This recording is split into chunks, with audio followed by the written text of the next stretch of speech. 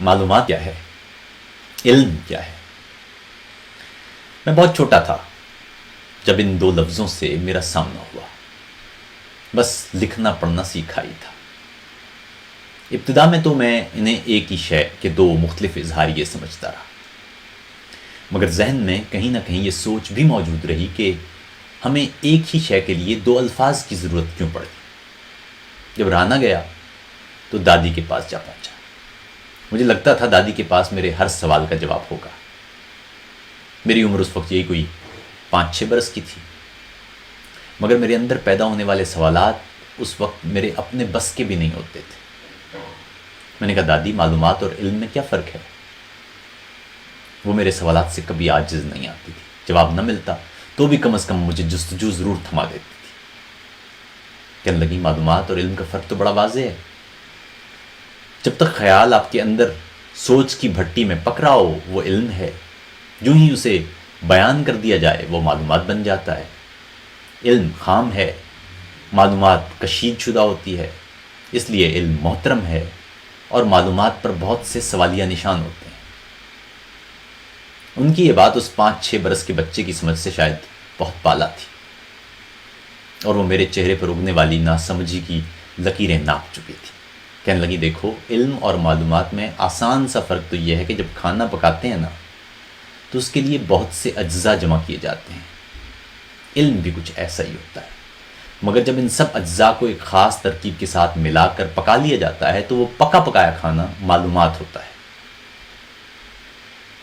علم بہت سی معلومات اپنے اندر جمع کرنے اور پھر غور و فکر کرنے کا نام ہے. مگر کوئی اور آپ کو سوچ کر یہ پکا پکایا کھانا دے دے تو سمجھو وہ معلومات دے رہا ہے. معلومات میں کوئی بھی شخص اپنا نظریہ، اپنا رنگ، اپنا مفاد، لالچ یا کوئی خوف گن سکتا ہے. اس لیے معلومات پر کبھی یقین نہ کیا کرو.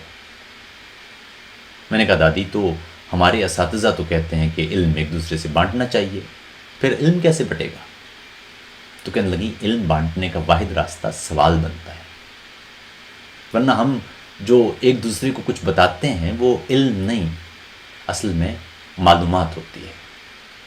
جب ہم کوئی کتاب پڑھتے ہیں تو وہ اصل میں کسی لکھاری نے اپنے علم کی بنیاد پر ہمیں معلومات ہی سونپی ہوتی ہیں.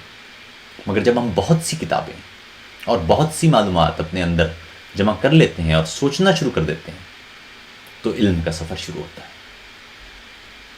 دادی کی یہ آسان سی علمی ترکیب بھی اس وقت میرے لیے سمجھنا بے حد مشکل تھا. مجھے یاد ہے کہ میں کئی گھنٹے تک گھر میں لگے دریک کے پیڑ کے نیچے بیٹھ کر سوچتا رہا کہ میری زندگی میں ایسا کیا ہے جو مجھ تک پکا پکایا نہیں پہنچا.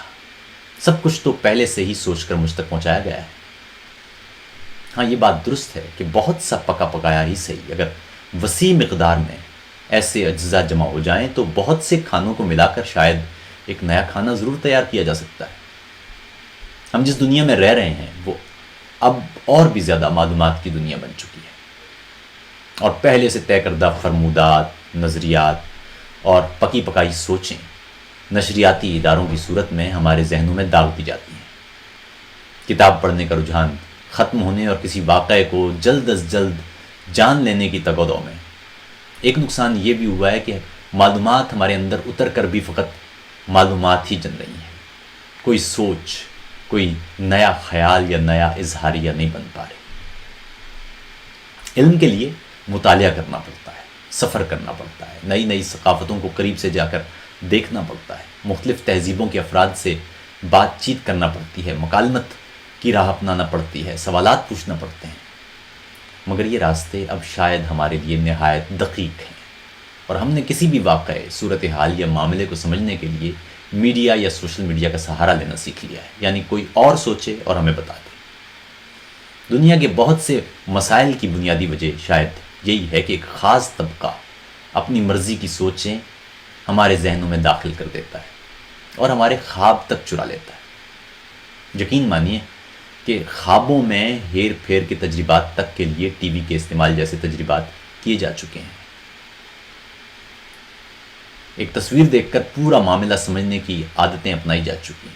کوئی خبر سن کر اپنی رائے قائم کرنے کی روش عود آئی ہے، اور ہم فقط وہی کچھ سوچنے پر مجبور ہیں جو کوئی پہلے ہی سوچ کر اس کے نتائج تک سے آگاہ ہے۔ دادی نے سچ کہا تھا، سوال وہ واحد راستہ ہے جو علم جن سکتا ہے۔ جواب کبھی اہم نہیں ہوتے، سوال اہم ہوتے ہیں، کیونکہ کسی سوال کا جواب مل جانے کے بعد خود کئی اور نئے سوالات جنم لیتے ہیں، اور شاید اسی لیے علم اس کائنات کی واحد لامتناہی شے ہے۔ ذہانت اور عقل کا فرق بھی شاید کچھ ایسا ہی ہے۔ انسانی معاشرتیں بے پناہ ذہین ہوتی جا رہی ہیں، مگر اب وہ عقل مند نہیں رہی۔ دائروں پر مبنی کائنات میں ذہانت ہمیں دائرے کے ایک جانب سے دوسرے آخری سرے تک کے طویل سفر کو مختصر کرنا سکھاتی ہے، اور عقل ہمیں یہ بتاتی ہے کہ اپنی جگہ کھڑے کھڑے فقط پیچھے مڑ کر دیکھیں تو دائرے کا آخری مقام ہمارے سامنے ہوگا۔ مگر یہ دائرہ وار فاصلے اس حد تک مختصر کرنے کے لیے جہت بدلنے کا ادراک معلومات نہیں، علم دے سکتا ہے، اور علم کے حصول کے لیے جواب نہیں، سوال کے راستے کی ضرورت ہے۔